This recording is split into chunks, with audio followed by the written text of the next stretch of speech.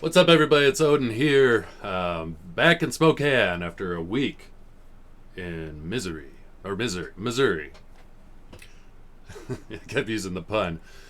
Missouri loves company, and I was in the company of misery for a little over a week, yeah, a little over a week. No, a week. Anyway, got back, and yeah, a lot for this old melon to ruminate, contemplate, and digest.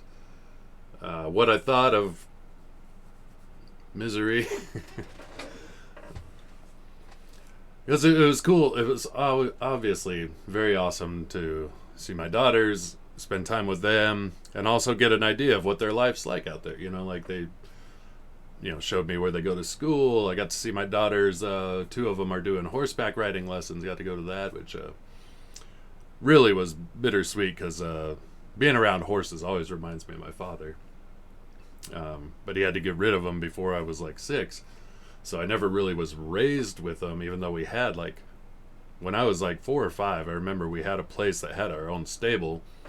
And my dad had, I don't know, 6 to 10 horses that were his at this stable, and then after my parents divorced, then he got rid of all of them. But so just the smell, the animals themselves, hearing them, being around them is really, like I said, bittersweet. And my dad, he would have loved to have seen his granddaughters learning to ride horseback. Such a big thing in his life, and not in mine so much, but their grandpa would be certainly excited and proud. So. But like I said, I just got to see their life and be around them, and then so I flew in. When it was Saturday afternoon. I got an Airbnb just outside of Springfield. Flew into Springfield. Airbnb just outside in a small town. It was nice. It was like a nice sanctuary while I was there. Big bed, friggin' giant jetted tub with pillars next to it. It was very, I think it was supposed to be like a honeymoon getaway kind of place, but I was like, I'm going to enjoy it just by myself. Which I did. But they lived even quite a bit further out of Springfield, so I had this long drive every day, which is a good time to, contemplate. And I would get up in the morning, drive out to where they were, hang out with them all day, do some things, and then drive back to the Airbnb, sleep and get up and do it all over again the next day, because they were on spring break, so we'd just do stuff during the day, and then I would drive back at night, hang out there by myself, and contemplate. And I'm still in deep contemplation about this trip and what it means, what my takeaways are. Because the reality is, I spent a week there going, okay, what's this place all about? What's this place that I'm going to live? And I knew that before I even left, regardless of what happened. I mean, it would have to be really weird for me for that not to be the reality that I'm going to live there. What's this place I'm going to live for the next at least 7 years? From the age of my youngest, and then even longer if they all stay there. And the time with my daughters was wonderful. But the state itself, I kept waiting for something inside, or some kind of sign, something to happen, something internally to happen. It's like, you love this place. Besides the fact that your daughters are here, this is a great place you want to be. This is home, or this feels... This is nothing like that, Didn't feel anything like that. I mean, there are some pros to living out there, but the largest pro is obviously my daughters, but the having to move and just that feeling of life being dictated to me. I fucking hate that. So it's gonna be my fucking home for the next 7 years. Better. So you play these mental gymnastics where you're like, try to love it. try, stop being negative about it. You love it. There's good things, and sure, it certainly wasn't all negative, but I mean, it was mostly positive, but it was still, yeah, yeah. I would never live there if I didn't have to. We'll just put it that way. But I have to. Like, I feel very obligated, and obviously I don't have to, but for me to have the relationship I want with my daughters, I have to. So. That's it. Nothing's happening right now. I want to finish everything with Unconditional Shove Volume 1 and get it done, printed, shipped, before I really even go full bore with the move. Because my brain works best one thing at a time. One thing. Focus on one thing and get it done, and then move on to the next. Yeah, and I had to spend a lot more time with my ex than I wanted to. Because it's her house. I go out there, and then, because it was so far away from my Airbnb, then her house was kind of the home base a little bit. And she's trying to sell me on the idea of moving because it's good for the girls, it's good for her, to have somebody take the kids, give her a break and all that kind of shit. But you're married to somebody. If we were married for 10 years and we've been divorced almost 10 years, and it's like, in those situations where, like, we're kind of forced to be around each other a little longer than we want to, you start realizing why you're not married anymore. Oh, yeah.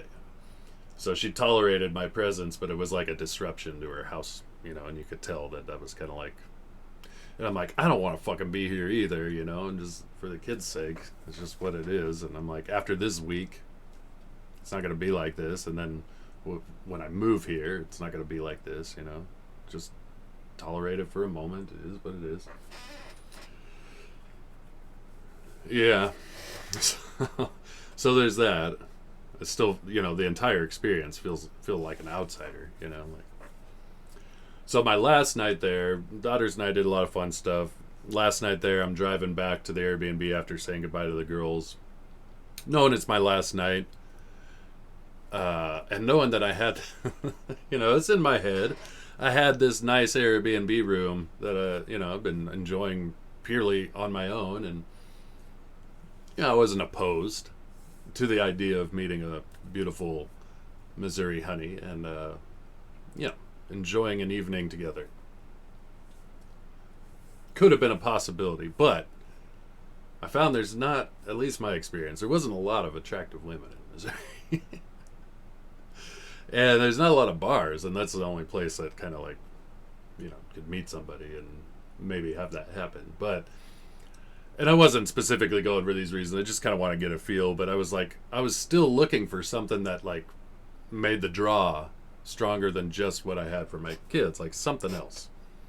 And it wouldn't have to be like some crazy one night stand or something. It was just even like meeting some cool people, and a beautiful woman would be at the top of that list. But so I was like, where's the bar? Just go play some pool. And there wasn't anything around. I had to go like way out into BFE, which everything out there was BFE. But found this little dive bar out in the middle of nowhere, and go in there to play some pool. And it's the type of place only the locals go, and it's always the same cast of characters every night. Everybody knows each other. So I walk in, they're just like,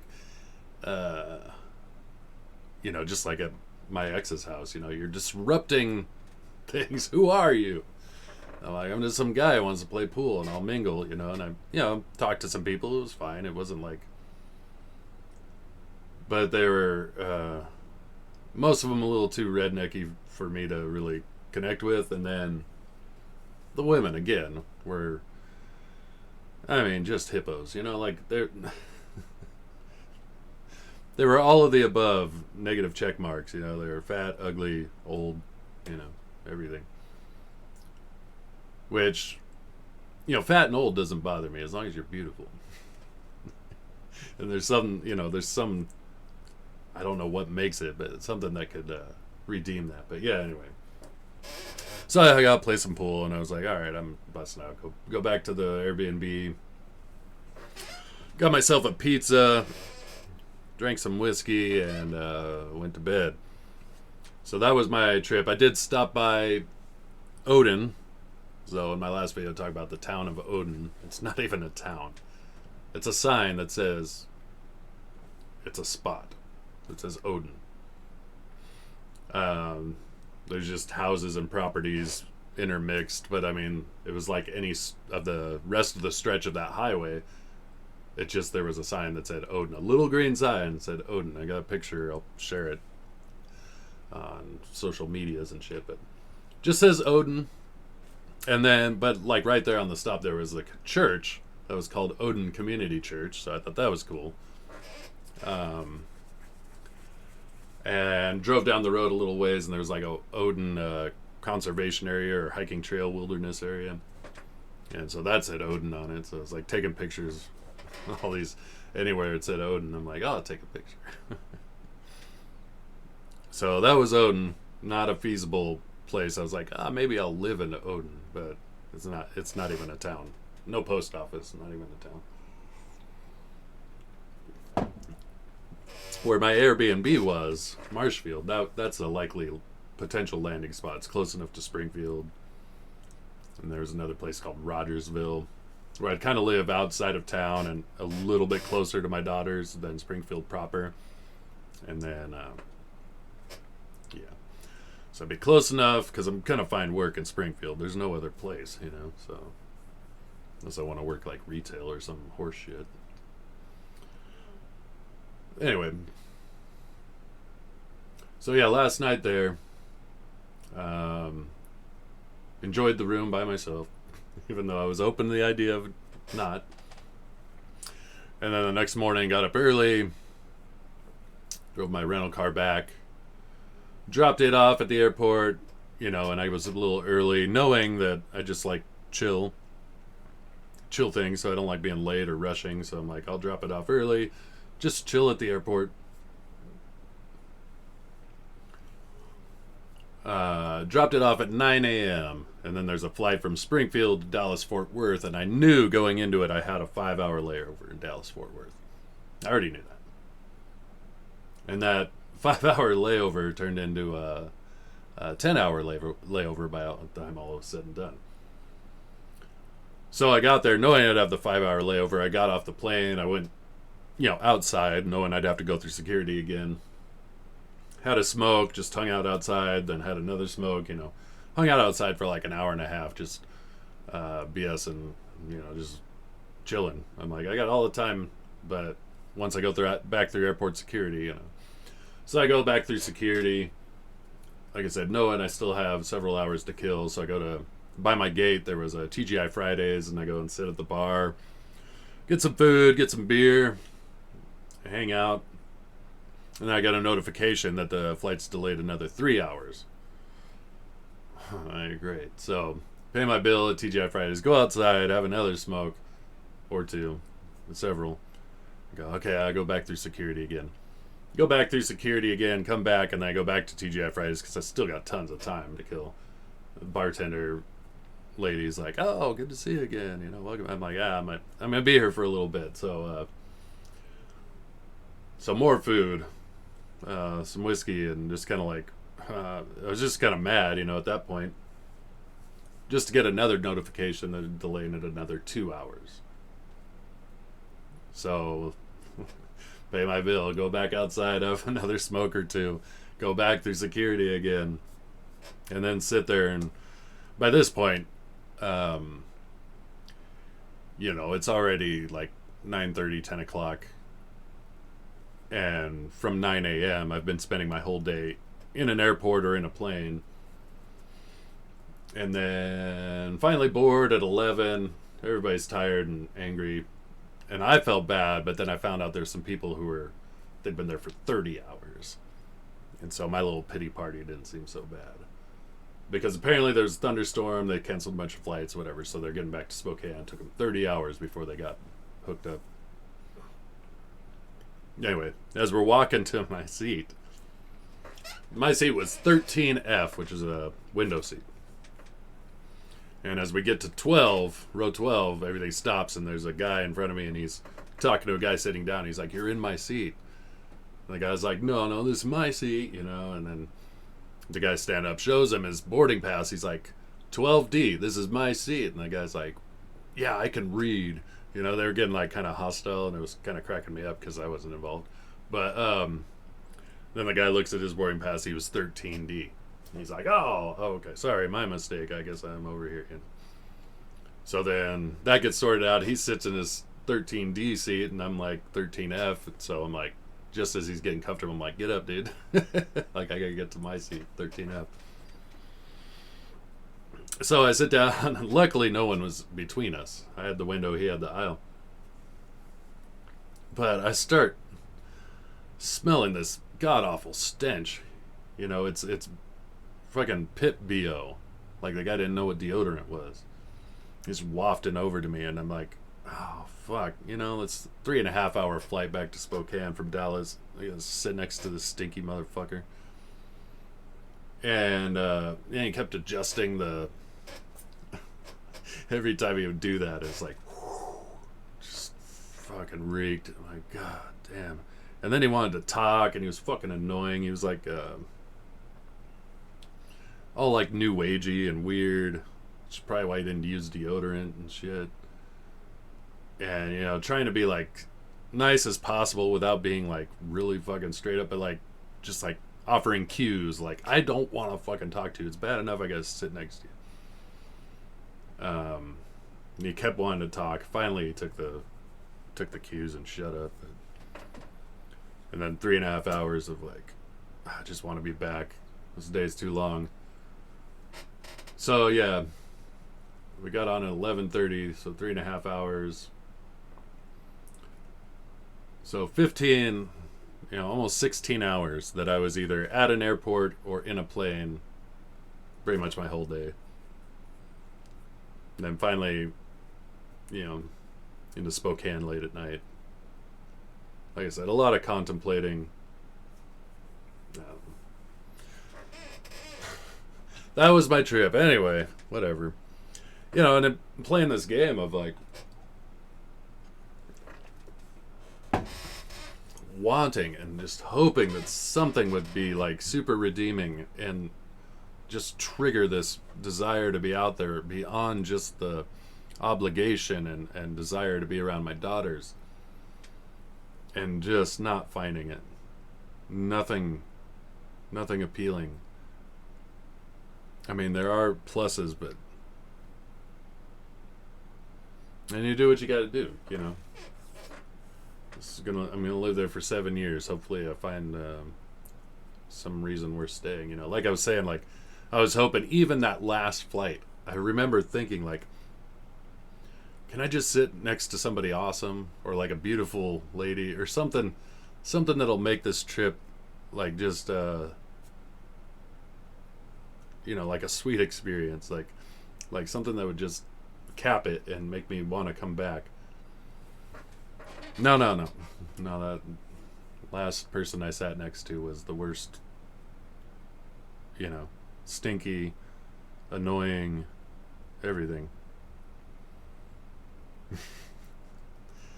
But, you know, you have to battle through the negative. You know, you could look at the negative and go like, yeah, there's all kinds of reasons but at the end of the day, you know, it's not about me. It's always sacrifice when it comes to kids.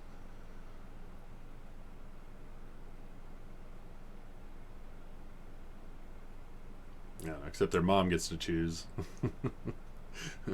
which place she wants to live. And I just have to deal with it, I guess.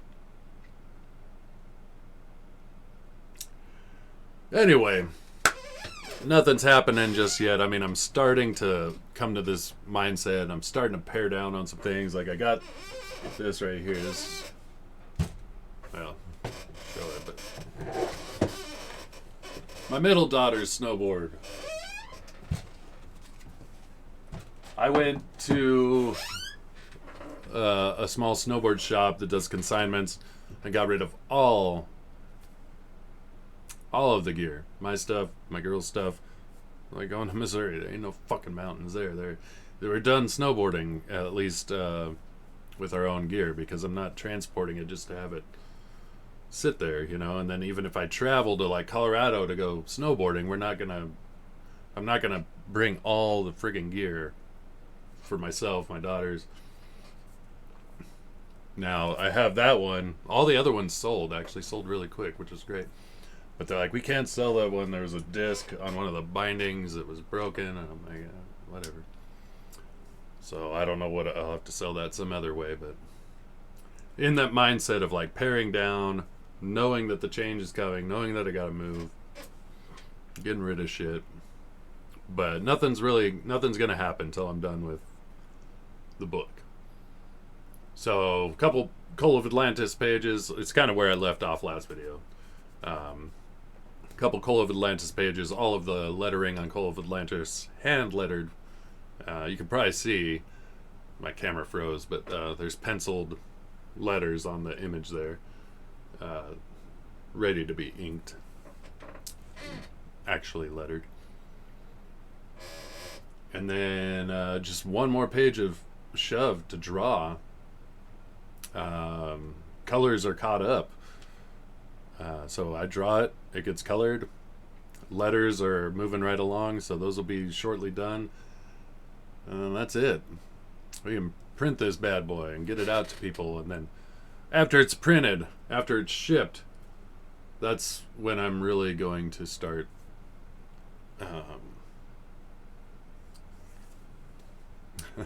that's when I'm really going to start feeling the move and making it happen, probably in the summer. So yeah, that was a trip. That's where it leads us. And yeah, as much as I hate that my life's dictated to me, I'm looking forward to being close to my daughters. Hopefully when I make the move, there is some it starts feeling better.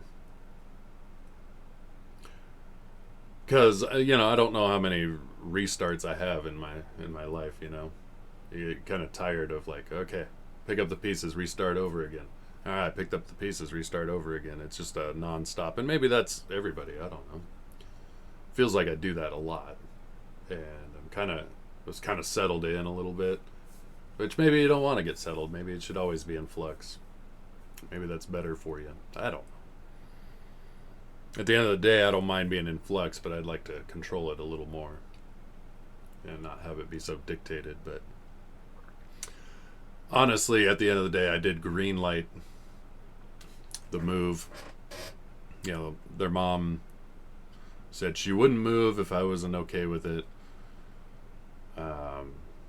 And I became okay with it at kind of a vulnerable time in my life. So that I was like, yeah, I guess, you know, because I don't know if I want to stay here, but now that the reality is bearing down on me, then I'm like, you know, did you just buckle?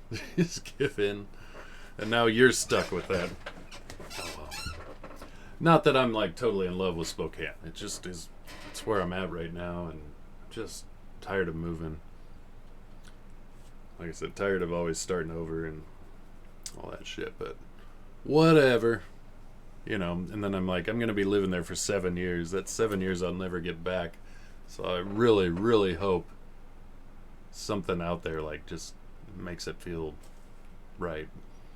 And maybe it's just that my daughters are there and I enjoy every moment with them and hate every other moment. I don't know, but we will see. In the meantime, finishing up some Cole stuff. Like I said, my camera froze, so can't see anything, but like finishing up Cole stuff. One more page of Shove to draw. I'm actually hoping I can get it done relatively quickly, because then I can tell my colorist, that's it, man. Pay them for the last couple pages they did, and just thank him for his service, you know, and look forward. I really want Demir to work.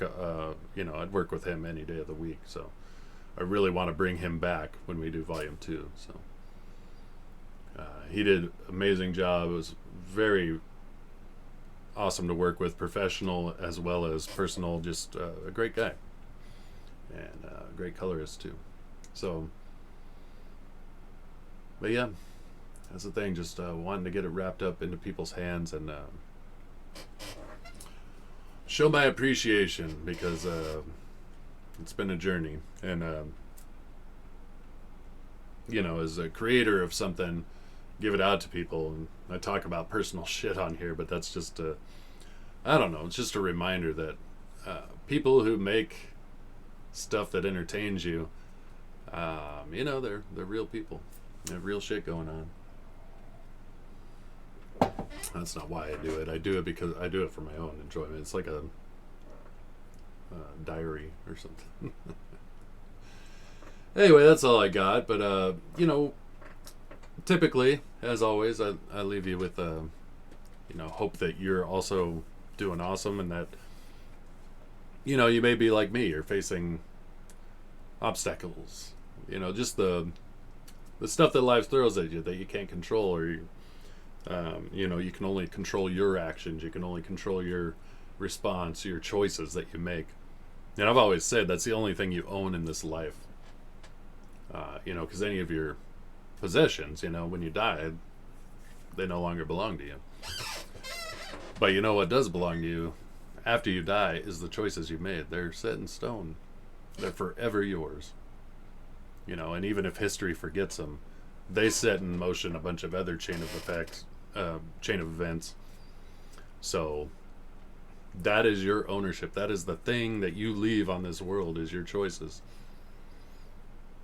And that said, wherever you're at in life, you may be like me, like looking at a whole new ball game, and you've got some trepidation. You just gotta make what you think is the best choice, and go with it. Let the chips fall where they will, but the clearer your conscience about your choices, the better. So whatever obstacle you're facing, face it with integrity. Integrity, number one. Kindness, caring, power. Just because you're kind and caring doesn't mean you can't be powerful and courageous as well. As a matter of fact, those are usually associated in my mind. Take care of the ones you love. And the rest will sort itself out usually, right? So yeah, face it with integrity, kindness, power, strength, courage, and as always, be pure awesome. That's my hope for everyone. That's my hope for myself, and keep working on it. Keep working at it, striving. So until next time, thank you again for listening to my crazy ramblings, and until next time, this is Odin. We'll see you.